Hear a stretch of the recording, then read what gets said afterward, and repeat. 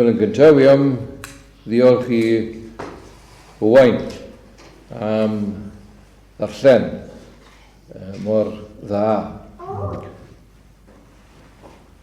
Llais cryf gyda hwyr, felly bydd e'n bregethwr rhyw ddydd. Ni'n gallu clywed pob gair. Diolch yn fawr i ti. Wel, wi am droi at y darn yna a ddarllenwyd gan Owain, sef llyfr y datguddiad, yr ail bennod, gan darllen yr 8fed adnod hyd at yr 11 ar 10. At yr eglwys, y llythyr at yr eglwys yn Smyrna. Yr ail lythyr at saith eglwys. Llythyron gan yr arglwydd Iesu Grist ei hunan, trwy Ioan at saith eglwys Asia. Ac mae'r gwirioneddau wrth gwrs sydd yn y llythyron yma at y gwahanol eglwysi yn Asia yn addas i'n yna. Mae'n rhaid i ni gymhwyso nhw un sefyllfa bresennol ni heddi. Gyfeirias i, meddodd i pythwnos i heddi, mae'n syndod yn yna mewn siwd ar gyfwng yn yr eglwysi y dyddi yma. Mae bach iawn o gyfeiriadau sydd at y saith eglwys a siarad yn gyffredinol. Bach iawn i ni'n clywed pregethau arnyn nhw neu darbithodd arnyn nhw mewn unrhyw ffordd. Achos i ni yma, rwle yn y saith llythyr yma, mae Tabernacl Rysolfen yn un o'r eglwysi yma, neu falle mwy nag un, yn dyfe. Fe gofiwch chi, y neges at eglwys Ephesus oedd fod cariad at yr arglwydd Iesu Grist wedi mynd ar goll yng nghanol gweithgarwch mawr yn yr eglwys. Chi bod yna'r gwirionedd mawr fyna. Mae yna chydig o eglwysi ar ôl yng Nghymru sydd â gweithgarwch mawr yn nhw. Cwestiwn iddyn nhw yw, a dyn nhw'n caru'r arglwydd Iesu Grist? Ai dyma'r peth sydd yn y canol gyda nhw? Dyma oedd y cwestiwn i'n uner nag i ni ddim yn eglwys fawr luosog. Smyrna felly, sydd dan sylw heddi bore yma. Eglwys hollol wahanol ar lawer ystyr i Ephesus. Roedd Smyrna yn dref ar lan môr. Mae'n dal i fod. Izmir, fi'n credu, yw enw'r dref Twrci, ynddo fe? Izmir, fi'n credu, yw enw'r dref erbyn hyn, ond Smyrna, dyna ble Smyrna oedd ynddo fe. Mae'n dref ar lan môr, ac roedd e mewn cystadleuaeth ag Ephesus. Pwy oedd y prif ddinas, pryd oedd y ddinas ore, ynddo fe. Ac yr oedd Smyrna yn hawlio taw hi oedd y ddinas mwyaf mewn prydferthwch a'r mwyaf mewn harddwch oedd yn Asia i gyd. Dyna oedd yr honiad, dyna beth oedd gwydd Smyrna yn meddwl amdani nhw i hunan, ynddo fe. Yr oedd hi'n ddinas hynod o hardd, mae'n debyg. Dwi'n ni gwybod os yw Izmir yn dal i fod yn hardd, ond mae'n debyg bod Smyrna yn ddinas hardd iawn. Ac yr oedd hi wedi cael ei adeiladu ar godiad tir. Oedd y tir yn cwni o'r môr. Ac felly oedd yr awelon yn dod mewn o'r môr ac yn cwni gyda'r bryniau gyda'r mynyddoedd, ac am hynny yr oedd Smyrna bob amser yn ffres ac yn lân, hyd yn oed pan oedd y tywydd ar ei poethaf, mae'n debyg. Dyna ni.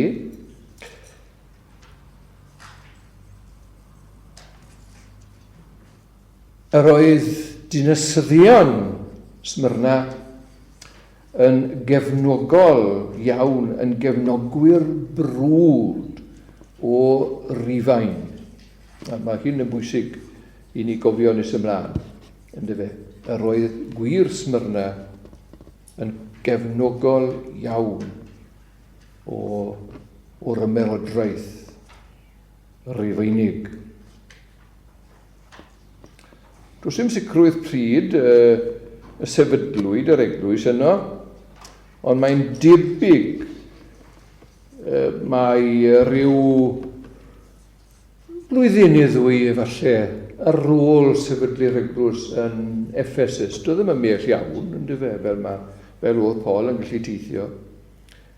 Ac mae yna gyfeiriad yn llyfr yr Actau sydd yn dweud bod yr Efengil wedi mynd i holl barthau Ephesus, ynddo fe.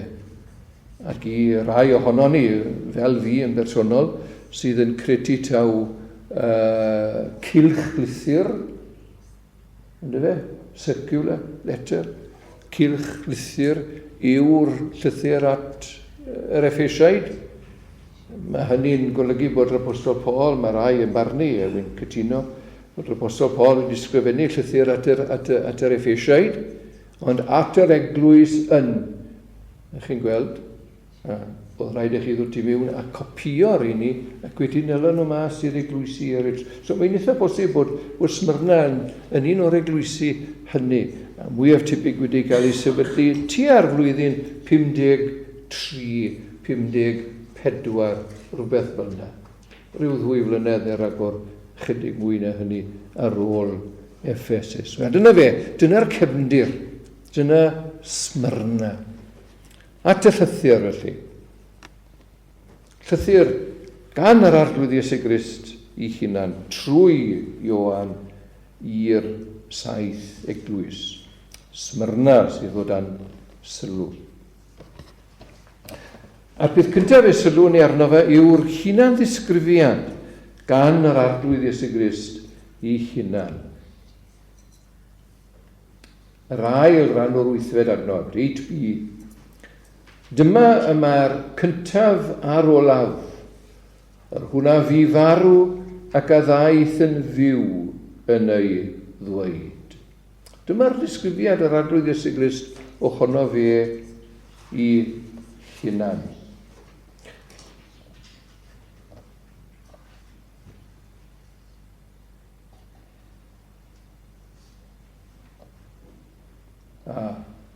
Dyna fe.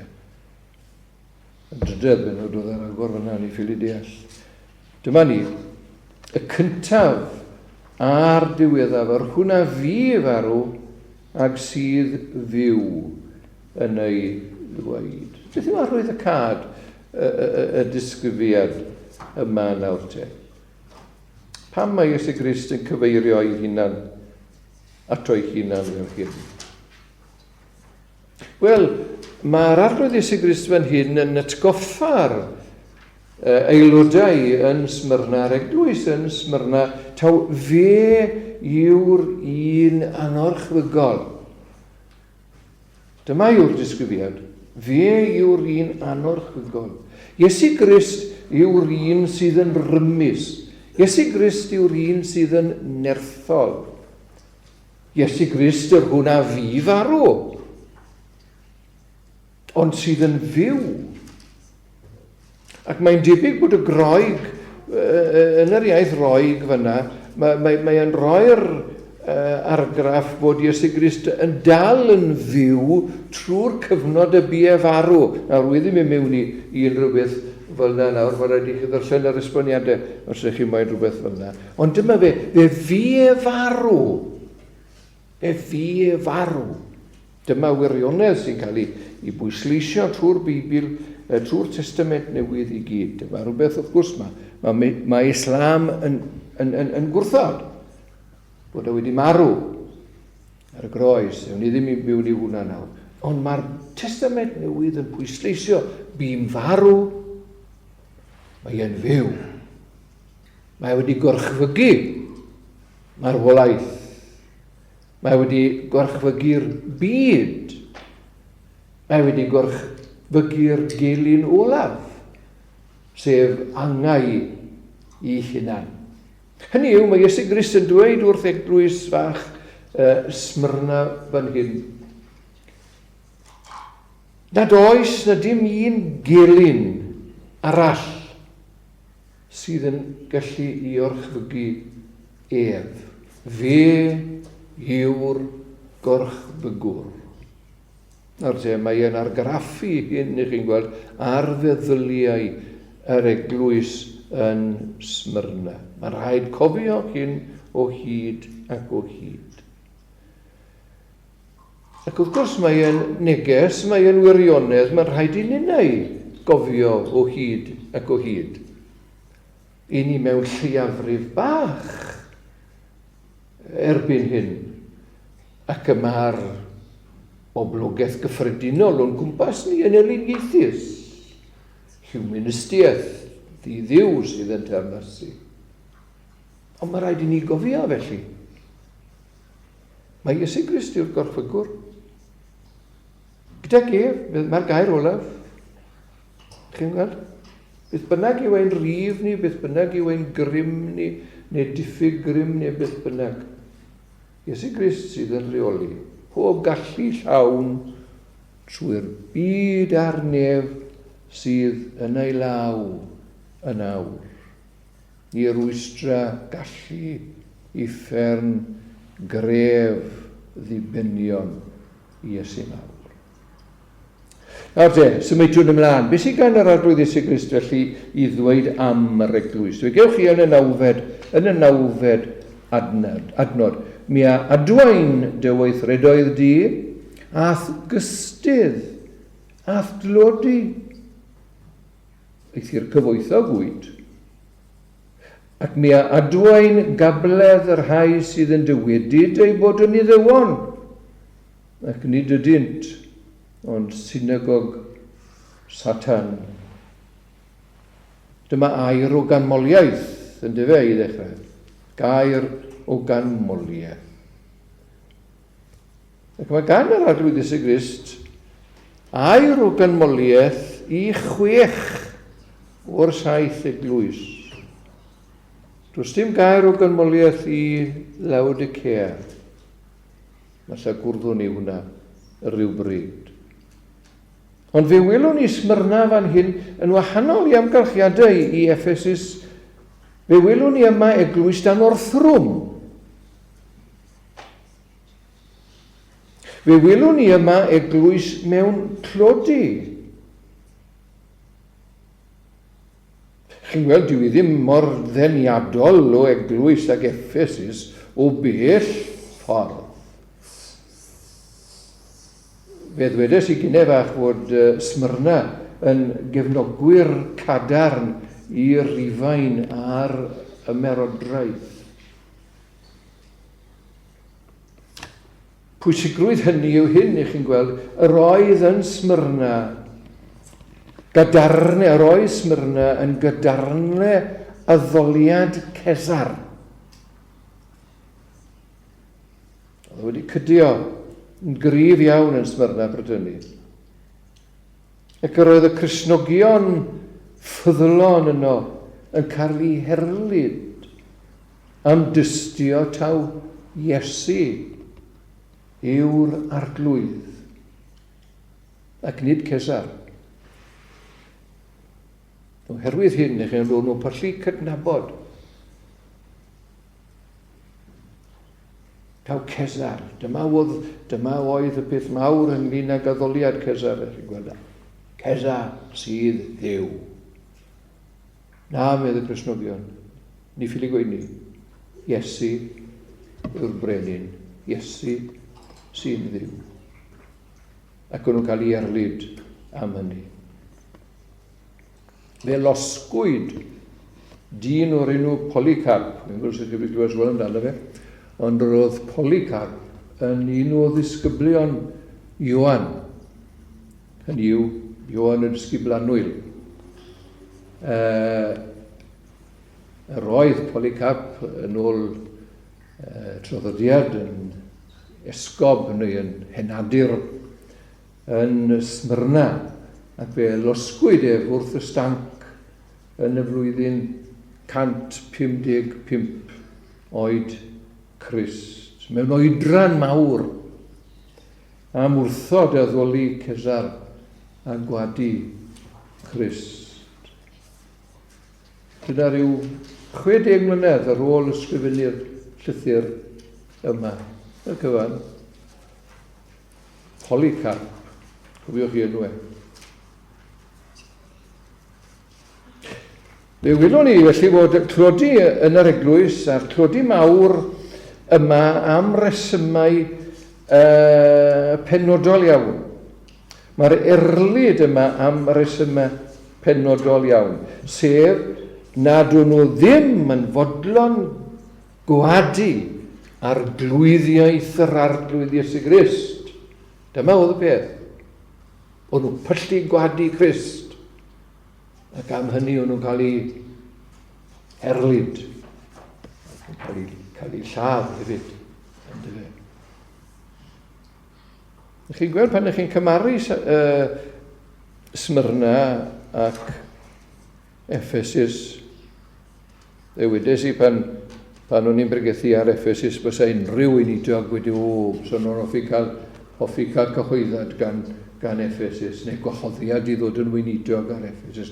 Bysa neb moyn bod yn weinidog ar Smyrna. Wel, gan Smyrna ddim llawer i gynnig o dde. Erledigaeth a thlodi.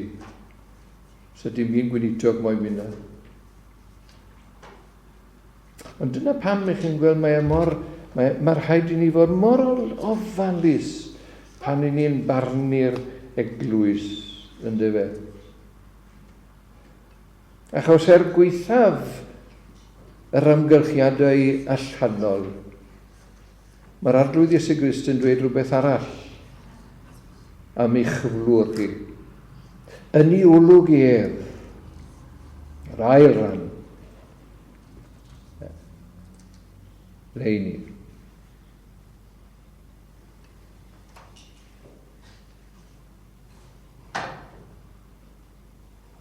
Dyna ni.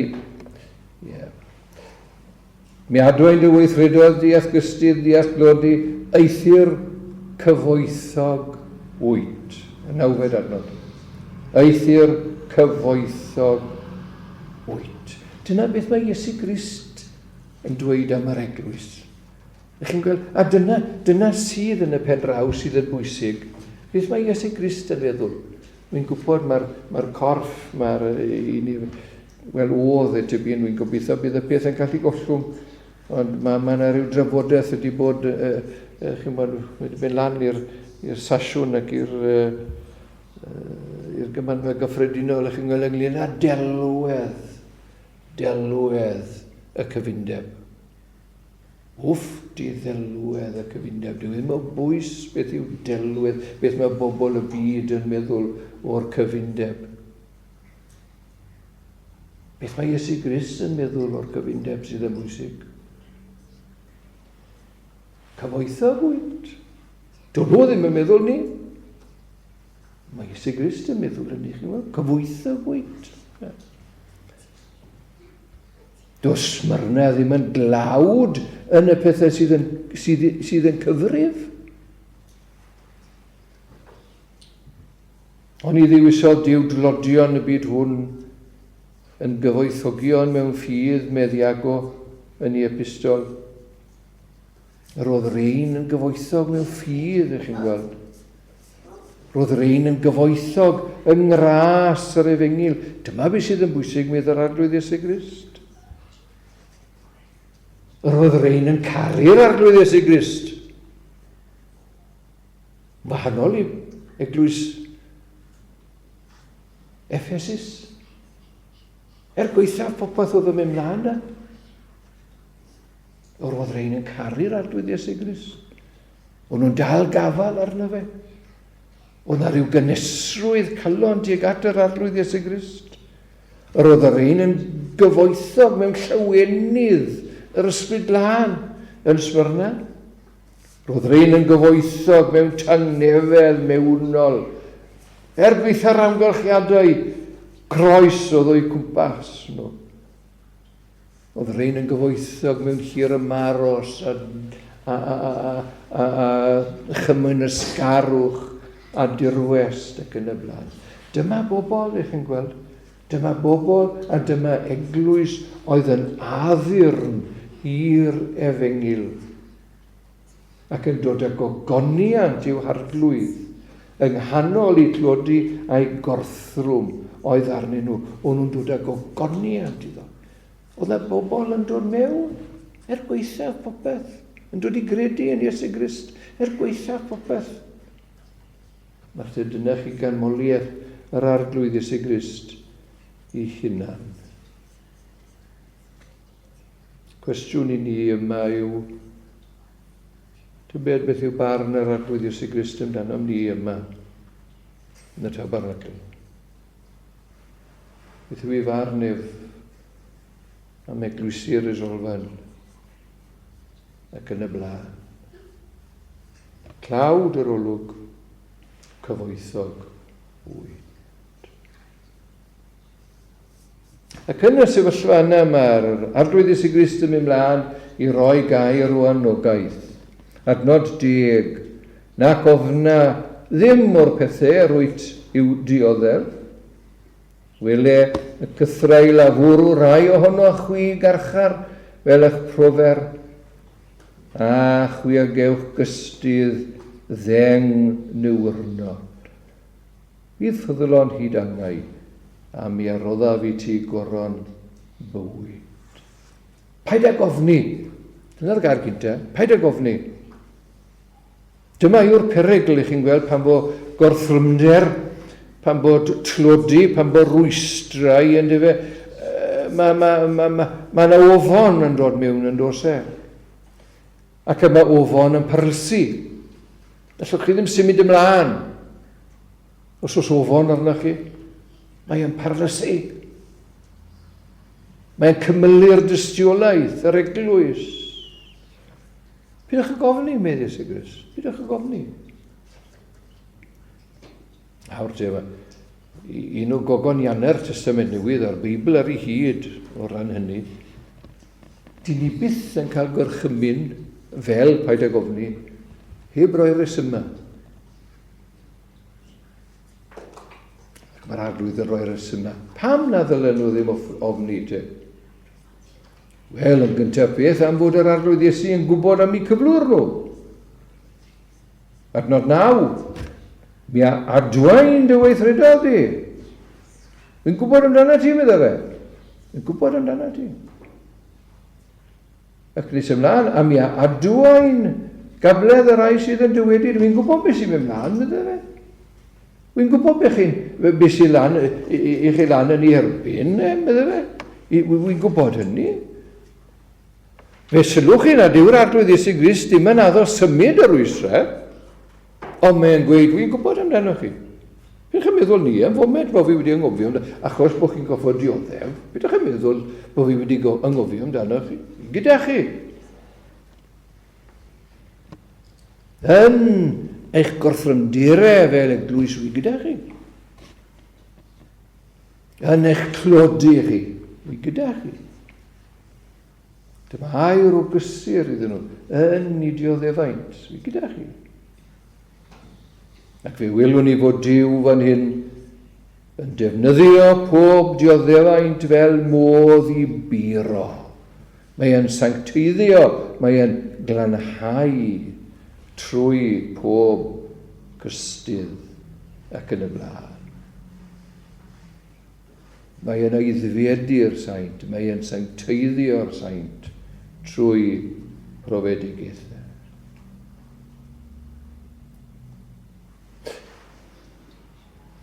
Ar ben hynny, mae'r arglwydd Iesu yn cysuro rhag gwrthwynebiadau'r Iddewon.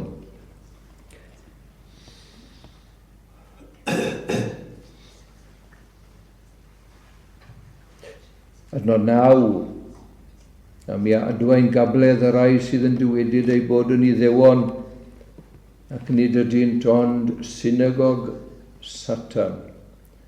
Nawr te, ar ddydd y Pentecost yn dyfe, ac am amser ar ôl hynny, Iddewon oedd 99% o'r eglwys. Iddewon oedd yn Jerusalem ar ddydd y Pentecost. Oedd ambell un wedi dod mewn i'r deyrnas cyn hynny yn dyfe. Ni'n meddwl am Cornelius ar ôl ddydd y Pentecost ac yn y blaen. Ond ar y cyfan Iddewon o'n nhw. Ac oedd na wrthwynebiad gan yr Iddewon prytynnu. Ond gyda llwyddiant cenhadaeth yr apostol Paul a'r apostolion eraill, fe newidiwyd y balans. Gydag amser fe ddaeth mwy o'r cenhedloedd i gredu nag Iddewon. A gyda hynny, fe ymbellawodd yr Iddewon a dechrau gwrthwynebu'r eglwys yn llawer cryfach. Ro'n nhw'n cwrdd yn ei synagogau i addoli Duw. Ond, medda'r arglwydd Iesu fan hyn, wrthod i Mesia, sef Iesu Grist, fe ddaethon nhw yn synagog Satan. Hynny yw, maen nhw'n dod at ei gilydd i addoli Duw, ond maen nhw'n gwrthod, maen nhw wedi gwrthod yr un mae Duw wedi rhoi yn geidwad iddynt. Y Mesia addawedig, a maen nhw wedi gwrthod y Mesia addawedig. A thrwy hynny fe fydda'r Iddewon. Fe fydda'r Iddewon yn mynd at yr awdurdodau Rufeinig i achwyn ar y Cristnogion pob cyfle a bydden nhw'n cael. Roedd Jerusalem wedi cwmpo erbyn hyn, wrth gwrs, erbyn ysgrifennu'r llythyron yma. Fe gwmpodd Jerusalem 69, 70, rhywle ffyrna. So ni'n sôn am 20 mlynedd, 5 mlynedd yr 20 ar ôl hynny erbyn hyn. A wrth yn meddwl ar arglwydd Iesu Grist, pidwch chi gofni nhw. Wy'n gwybod beth sy'n mynd mlaen, wy'n gwybod bod chi'n gofod dioddef. Pidwch a gofni nhw, meddwl e. Bydda fi gyda chi. Fi gyda chi. Wy'n gwybod beth sy'n mynd mlaen. Pidwch a gofni. Wy gyda chi.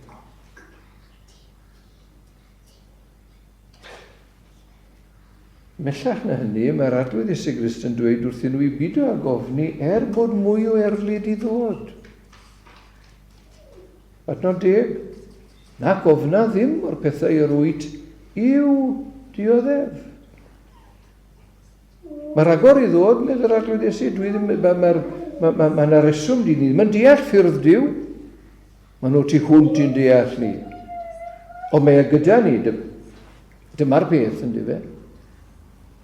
Dwele y cythrael a fwrw rai ohonoch chi mewn i garchar, meddwl fe. Bydd rai o'ch chi gorfod mynd i'r carchar. Oherwydd bod chi'n Gristnogion. Dim mynd rhyw reswm arall. Ond eich bod yn Gristnogion, fe fyddwch chi'n cael eich twli i'r carchar. Dwi ddim yn ei atal med Iesu Grist. Ar y foment, tybyn. Fel eich profer. Mwyn i chi cael eich glanhau, mwyn i chi cael eich sanctwyddio. Ond, meddwl fe, chwi a gewch gystydd, 10 ddiwrnod. 10 ddiwrnod. Beth mae hwnna feddwl? Wel, dim ond am gyfnod. Dim ond 10 diwrnod llythrenol yn dyfe. Ond dim ond am 10 ddiwrnod. Fe ddawr erledigaeth i ben rhyw ddydd. Mae o dan lywodraeth yr arglwydd Iesu. Ydych chi'n gweld ni'n dod nôl i'r ffordd y disgrifiodd yr arglwydd Iesu hunan. Fi yw'r gorchfygwr. Fi sydd yn llywodraethu. Fe gewch chi ragor o erlyd. Byddwch chi'n ffyddlan. Am 10 ddiwrnod bydd e. Am gyfnod. Fi sydd yn llywodraethu. Fi sydd yn drefnu. Fe fi erlyd ar eglwys Smyrna. Ond mae yna ddewid yma taw am 10 ddiwrnod y byddai hynny'n parhau. para am amser penodedig ac nid am byth. Mae hyd yn oed erledigaeth, ych chi'n gweld, yn llaw Duw. Ac yna mae yna ail ran i'r anogaeth, sef bydd ffyddlon. Bydd ffyddlon. Hyd angau. A mi arrodda fi ti goron y bywyd. Parhewch yn ffyddlon. Dyna beth mae'n feddwl. Efallai bydd yn costi eich bywyd. Parhewch yn ffyddlon. Fi sydd y llywodraethu. Fi yw'r gorchygwr. Fi yw'r un bu farw ac sy'n byw eto. Rws na ddim un gelyn. Byddwch chi ffyddlon. Hyd yn oed os yw yn golygu eich bywyd. Byddwch yn ffyddlon i'r arglwydd Iesu Grist. I'r arglwydd Iesu Grist. Iesu Grist yw'r tramgwydd, ych chi'n gweld. Cofiwch i aberth e drosoch. Cofiwch beth mae Iesu Grist. Cofiwch pwy yw e. Cofiwch beth nath e drosoch chi. Cofiwch o hyd ac o hyd ac o hyd. Byddwch ffyddlon yn wyneb gorthrymdirau medda'r arglwydd Iesu. Bydd yn ffyddlon yn eich clodi hyd at farwolaeth. Dyma beth mae'n dweud.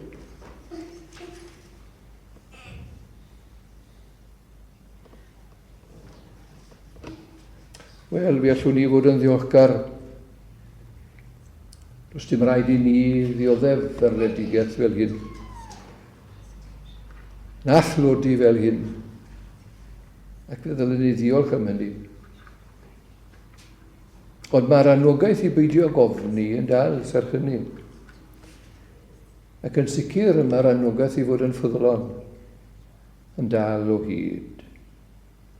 Bu Smyrna yn ffyddlon.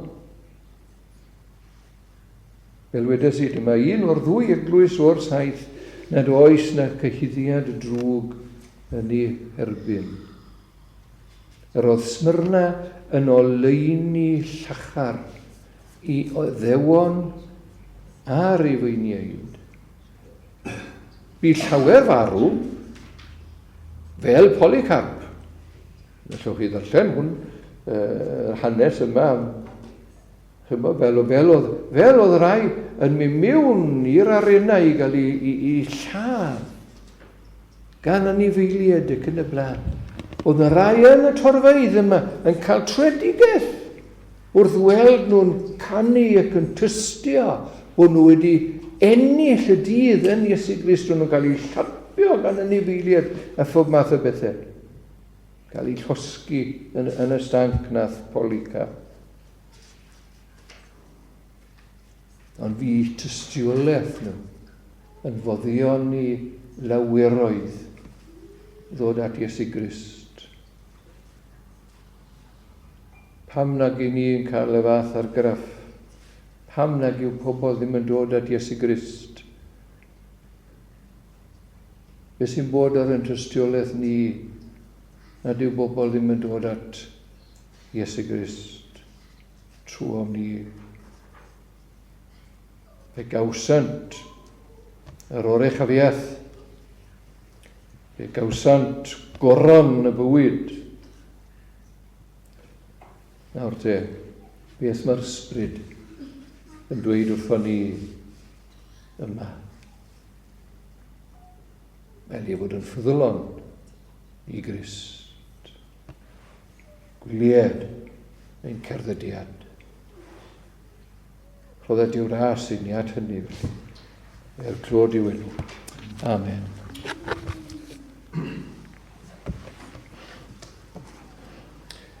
Yn mynd 499. 499. Turiaf ymlaen trwy ddyfroedd a than yn dawel yng nghwmni fy niw, gwaned fy fydd, enillaf y dydd, mae ceidwad y chadur yn fyw. Mae fenaid yn llon am pwys ar ei fron, maint fy drossodion, Gawr dydd cafhedeg yn glai uwch gofid a gwai yn iach o'n cadwynau yn rhydd. 499.